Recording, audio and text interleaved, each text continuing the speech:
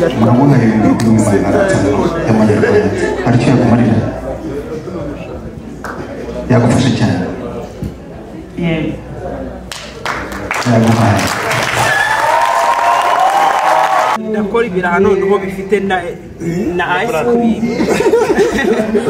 no gukora ikiraha ukagirisha ice cream ugashyiraho icyayi urakora ibiraha ushyiremo n'icyayi n'ibindi nyine nuko nyine ari gutyo ariko nyine urahinduye ibiraha bivuye oya biri no mu bintu nkunda buri urabikora ndajya mbikora n'ubundi cya 10 girye Yesu yarishyuye ubwo umuntu yumva neza amafaranga aho yakora mu business ndagerageza arakora modesa akora ibiraha asigaye ikintu ntabwo ni umukire cyane ariko rero ntabwo muri ibintu birenze muri koniteri ubundi ibintu nyine biri aho nariye ubundi ngewe iyo nariye kiba cyakemutse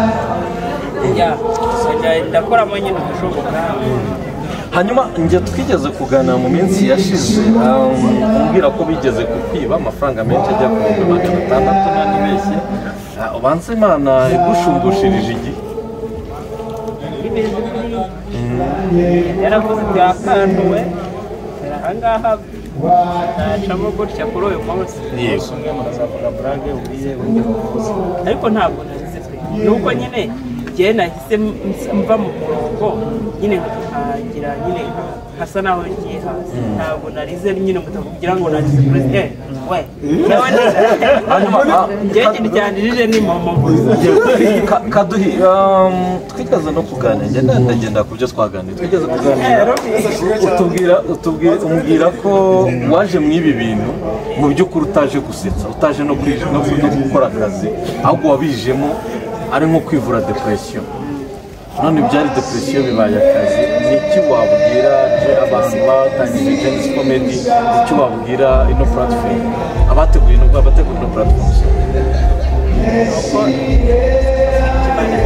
Hello guys, aha ni kuri Sayinzoga Live, kora subscribe kuki utazajya ucikwa n'inkuru utakumva handi inkuru zishyushye.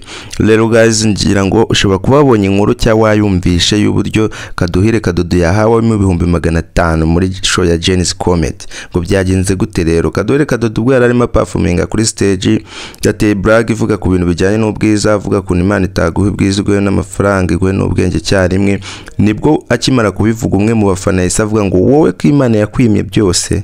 Kaduhire Kadudu yahise abura ikintu avuga bitewe nuko nyine yabyumvishe, sinzi niba ari ukuri kwishi, ariko ni kwa kundi nyine umuntu aba yumvisha ibintu atateguye agahita nyine agira ikibazo cyo gukomeza kuvuga ibyo yateguye bitewe nuko ari kumva uko abantu bari kwakira ibyo ari kubabwira. Rero aho ngaho Kaduhire Kadudu ntabwo yatinze kuri stage yahise avaho, gusa byanababaje abantu benshi nyine bitewe nuko yari atangiye gukora neza umuntu agahita amucalenjinga muri ubwo buryo.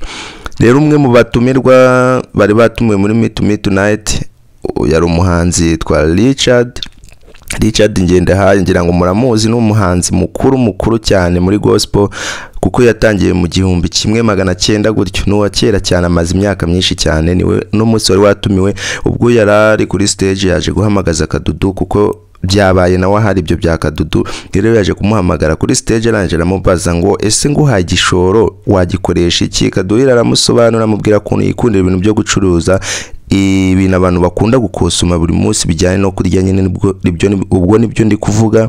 Richard rero yahise amubwira ngo sanga umugore wanjye aho yicaye hari muri VIP aguhe 500 ugende wikorera umushinga wawe.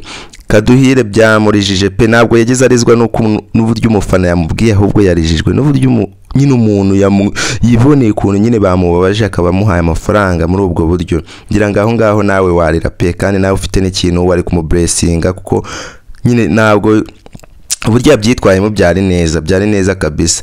Nuko rero byari byifashe.